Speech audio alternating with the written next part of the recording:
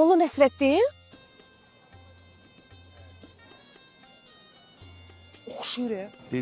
Bir də gedin ya. Mən də onu yoxlayacağam. Molla əmi, deyə bilərsən göydə nə qədər ulduz var? Qancha yulduz borligini men qayerdan bilaman? Birinchidan, men yerda yuraman. Vaqtim yo'q. Ikkinchidan, kechqurun tepaga chiqadigan bo'lsam, yiqilib tushishdan qo'rqaman. Molla emi, fanar götürün sayında. Ne var ki burada? Fanar bu yaqinni ko'rsatadi. Uzoqni ko'rish uchun qalb, ko'zing bo'lishi kerak. Aa, onda gel gözüyle ulduzları saymak olarsa sayında.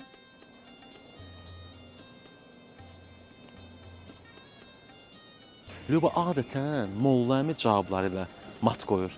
Sən bu dəfə adəti pozdun. Bu qiz odatni buzgan emas.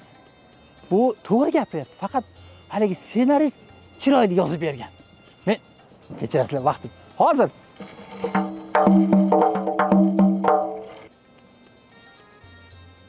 Gördün də, Molla Nəsrəddini küstürüb yola salan adam kimi tarixə düşdüm.